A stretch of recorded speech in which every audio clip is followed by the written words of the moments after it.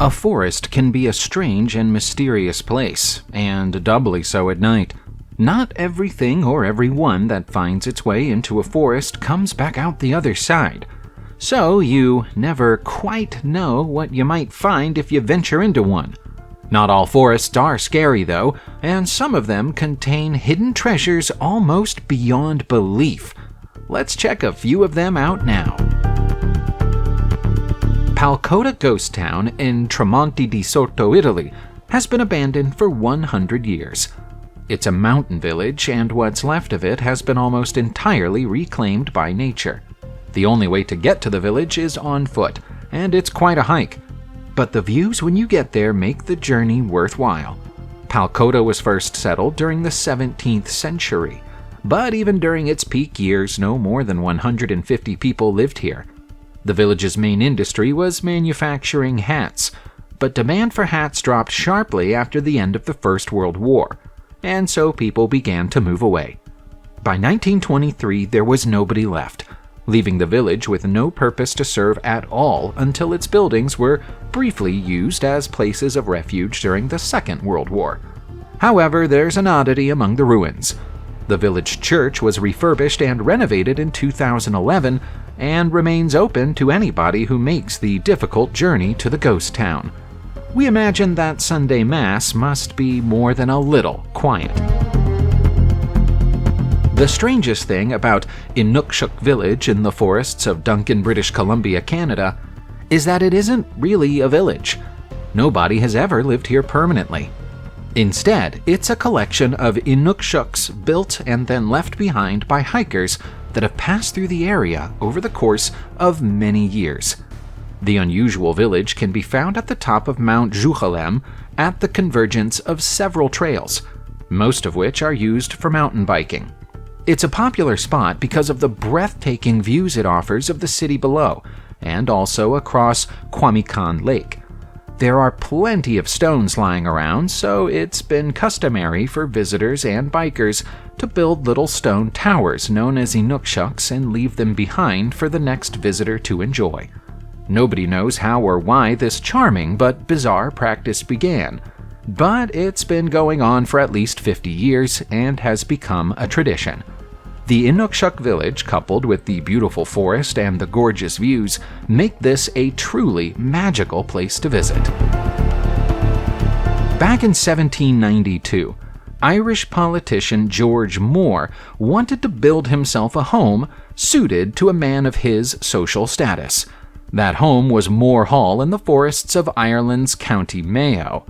For more than a century, it became the home of Moore and his descendants, who lived in the mansion in comfort and luxury until civil war came to Ireland during the early 20th century. One night in February 1923, George Moore, a direct descendant of the original George Moore, was sitting at home working on a novel when there was a knock on the door. It was the pro-Republican paramilitary group, the IRA, and they wanted his keys. George's brother, Colonel Maurice Moore, was a senator with anti-IRA views, and the group was out for revenge. George had to hand over the keys to save his own life, and the beautiful property was set on fire. Moore Hall was too badly damaged to be saved, and in the many years since, the surrounding forest has set about the task of reclaiming the land. It may soon be restored, though. Mayo Council announced plans to rebuild the property and turn it into a tourist attraction in October 2019. That work is still ongoing. Andy Goldsworthy is an artist who takes the natural materials of forests and turns them into works of art. He specializes as a landscape artist, and his work was recently recorded for posterity in a documentary called Leaning into the Wind. The British-born artist's work wears a little harder than the average forest artwork. He chisels passageways into rock and wraps wood around stone to create angular sculptures that could last for centuries. One of his most famous works is Passage, which was made mostly from granite between 2014 and 2015, and looks almost like a railway line running through a forest. He sometimes allows his creations to be taken indoors and exhibited to the general public, as has been the case with Stone Sea, which is now at the St. Louis Art Museum. Not everything Goldsworthy makes is quite as permanent as Stone Sea or Passage. He once laid down on the pavement in the rain just so he could take a picture of the dry patch he created on the pavement. But documentaries like Leaning into the Wind ensure that even the most fleeting of his work has been captured for posterity. When the residents of China's Gochi Island moved out, nature decided to move in, and it did it in a big way. Visit the abandoned island now and you'll encounter something from a fairy tale. All the old houses, once occupied by the fishermen who lived here and their families, are coated in thick layers of moss. The fishing industry on the island collapsed for the odd reason that it became too popular. The tiny bay couldn't cater for all of the boats, and the waters became overfished. Unable to make a living anymore, the fishermen moved away during the early 1990s. That means that incredibly, all the greenery you see in these images has appeared in less than 30 years. To make things even more unsettling, many of the houses still have the personal possessions of their former owners inside. Externally, they've been reclaimed by nature, but internally, time has been frozen for 3 decades. While there may no longer be any permanent residents on the island, in recent years it's begun to feel alive again due to the steady flow of tourists who come to see it. Back in 2011, a documentary called Human Planet, shown on the BBC in the United Kingdom, claimed that a tribe known as the Korowai in West Papua, Indonesia, lived in treehouses. The treehouses are real, and so is the Korowai tribe. But in 2018, a controversy emerged about the documentary. A new documentary about the Korowai tribe was made that year, and in the documentary, the tribespeople claimed that they built the tree houses because the makers of the earlier documentary asked them to. They'd never lived in them previously, and they haven't lived in them since. To put the matter in plain and simple terms, the idea that the Korowai people lived in the tree houses was a fabrication created for the sake of a television show. The BBC has since acknowledged that the 2011 documentary breached the corporation's editorial standards, and its guidelines have since been revised. That's about as close as we're going to get to an apology for lying to us. In the meantime, the tree houses are still there high in the treetops in this beautiful part of the world. They might not be authentic, but they're still stunning. We're heading back to British Columbia, Canada, now for a look at something truly spectacular hidden in the middle of the forests there. It's the large Zenith Telescope, and it's in Pitt Meadows. The large spinning bath of liquid mercury at the heart of the telescope is used by scientists to probe the history of our universe. It doesn't look anything like a conventional telescope, but that doesn't make it any less effective. The idea behind the telescope came from Isaac Newton, who realized that rotating liquid inside a container would create a paraboloid perfectly suited to the purpose of being the primary mirror of a telescope. Newton didn't live long enough to see the creation of the electric motor, though, so it wasn't until 2003 that his idea was realized. This is the largest liquid mirror telescope in the world and is housed inside the UBC Liquid Mirror Observatory in Malcolm Knapp Research Forest. It currently monitors the light from more than 100,000 distant galaxies and searches for supernovas. It was an experimental telescope when it was built, but it's been such a success that NASA hopes to one day put an identical one on the moon. There are plenty of forests in British Columbia, so there are also plenty of wonders to look at within those forests. Next up, we have the Capilano Suspension Bridge in North Vancouver. The original version of this gravity-defying bridge was built in 1889 by a Scottish civil engineer called George Grant Mackay. He used hemp rope and cedar planks to create a dangerous, swaying bridge 460 feet long. He and his friends named themselves the Capilano Tramps, and would cross the bridge purely for their own amusement and for the thrill of it. Local authorities saw the potential value in the bridge, though, and so they reinforced it with wire cable in 1903. The bridge became popular with tourists, and so began seeing more visitors with each passing year, prompting its owners to completely rebuild it in 1956 in a more durable format. These days, there are further tourist attractions in the area, including the Treetop Adventures Canopy Walk, which stretches between Douglas fir trees more than 100 feet in the air. Several 100,000 people cross the Capilano suspension bridge every year, following in the footsteps of McKay and his Capilano tramps. The ghost trees of Pescadero Point in Del Monte Forest, California, are dying, and nothing can be done to save them. Their cypress trees bent and twisted in ways that have encouraged local legends about them being the petrified remains of ancient witches.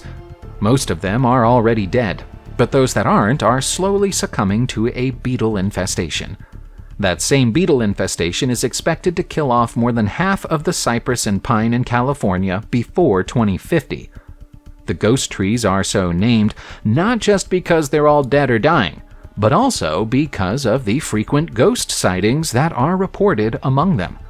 The most commonly seen ghost is that of Donna Maria, whose family once owned Pebble Beach. Also known as the Lady in Lace, she's said to walk through the area around 17-mile drive late at night, surveying her former. Scientists prefer to believe that all the ghosts are merely optical illusions caused by a mixture of fog and refracted light. But where's the fun in believing that? Also of interest in this part of California is the lone cypress, which is a short distance down the road and is the single most photographed tree in the whole world. If you thought we were done with British Columbia and Canada, you were wrong. We're headed back there yet again to look at the Enchanted Forest of Malacca. This is a fairy tale land full of magnificent art. There are thought to be more than 350 fairy folk figurines hidden in and around the 800-year-old cedars in the Enchanted Forest, although it's possible that there are more. It's likely that some are so well hidden that they haven't been found yet. All of the figurines were sculpted from cement by Doris Needham, but she and her husband Ernest rapidly ran out of room in their home for her creations, so they bought a small area of forest. The couple spent several years of the 1950s clearing trails and building rock walls with hand tools, eventually building a small home and moving into it. When the Rogers Pass opened in 1960 and began bringing traffic to the area, the Needhams decided to open their fairy tale land up to the public. Visitor numbers grew each year, with the park welcoming its 1 millionth visitor in 1970. Doris and Ernest eventually realized that what was supposed to be a retirement project for them had turned into a full-time job, and so they sold it to the Ehlers family, who still own and manage it today. The town of Whistler in British Columbia, Canada, is well known for being a skiing haven. It's far less well known for the ghost town which is hiding in the woods just above it.